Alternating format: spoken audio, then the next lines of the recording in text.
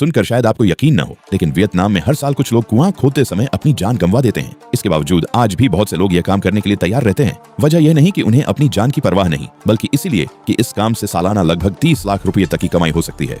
यह सुनकर बहुत से लोग सोचेंगे, क्या यह पागलपन नहीं है, पैसे के लिए जान जोखिम में डालना? लेकिन असली खतरा मजदूरों की कमी या अनुभवहीनता नहीं, बल्कि वियतनाम के कुछ इलाकों की बेहद जटिल भूमिगत संरचना है। दरअसल वहाँ जमीन के नीचे सामान्य मिट्टी की परतें नहीं होती, बल्कि टूटे फूटे और डीले चट्टानी स्तर फैले होते हैं। भूजल भी मिट्टी में समान रूप से जमा नहीं रहता, बल्कि चट्टानों की गहरी दरारों में छिपा रहता है। इस पानी तक पहुंचने के लिए मजदूर पहले जमीन में एक गहरा कुआं खोदते हैं। जब वे कुएं की तलहटी तक पहुंच जाते हैं, तो वहां से कुएं की दीवारों के साथ अलग अलग दिशाओं में धीरे धीरे सुरंग जैसी ड्रिलिंग शुरू करते हैं, ताकि पता चल सके कि पानी की धारा किस दिशा में मौजूद है। जैसे ही ड्रिल किसी जलयुक्त दरार तक पहुंचती है, पानी तुरंत चट्टान की दरारों से बाहर निकलने लगता है। लेकिन यही काम खत्म नहीं होता, बल्कि असली जोखिम यहीं से शुरू होता है। ज्यादा पानी प्राप्त करने के लिए मजदूर उस दरार को तुरंत खुला नहीं छोड़ते। वे पहले लकड़ी के डंडों से निकलते हुए पानी को रोक देते हैं और फिर दूसरी दिशाओं में ड्रिलिंग जारी रखते हैं। जब उन्हें यकीन हो जाता है कि पर्याप्त जलधाराएं मिल चुकी हैं, तब वे सभी लकड़ी के प्लग एक साथ निकाल देते हैं, जिससे चट्टानों के भीतर छिपा भूजल तेजी से कुएं में भरने लगता है। सबसे खतरनाक पल भी यही होता है।